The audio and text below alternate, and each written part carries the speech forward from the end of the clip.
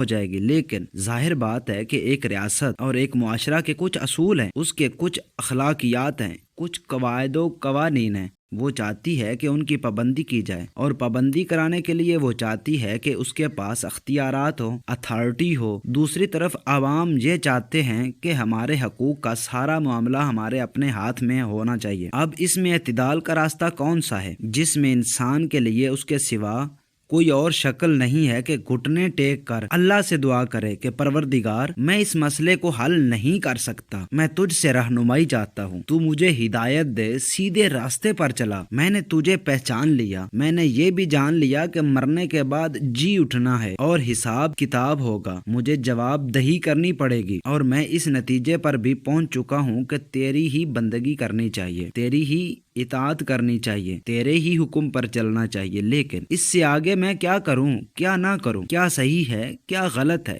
کیا جائز ہے، کیا ناجائز ہے؟ میرا نفس تو مجھے اپنے مرغوب چیزوں پر اکساتا ہے، لیکن جس چیز کے لیے میرے نفس نے مجھے اکسایا ہے وہ جائز بھی ہے یا نہیں، صحیح بھی ہے یا نہیں۔ فوری طور پر مجھے اس سے مسرت حاصل ہو رہی ہے، لیکن مجھے اس سے لذت حاصل ہو رہی ہے، منفعت پہنچ رہی ہے، لیکن میں نہیں جانتا کہ آخر کار نتیجے کے اعتبار سے یہ چیز معاشرے کے لیے اور خود میرے لیے نقصان دہ بھی ہو سکتی ہے۔ اے اللہ، میں نہیں جانتا، تو مجھے ہدایت دے، مجھے راستہ دکھا، سیدھا راستہ اور درمیانی راستہ، ایسا راستہ جو متوازن ہو، جس میں انصاف ہو، جس میں عدل اور قسط ہو، جس میں کسی کے حقوق ساقط نہ ہوں اور کوئی جابر بن کر مسلط نہ ہو جائے، جس میں نہ کوئی حزن و ملال اور مایوسی درماندگی ہو، نہ کوئی معاشی استحصال ہو، نہ کوئی سماجی امتیاز ہو۔ اے رب، ان تینوں چیزوں سے پاک ایک صراط مستقیم میں اپنے ذہن سے تلاش نہیں کر سکتا۔ میرے فیصلے جو ہیں غلط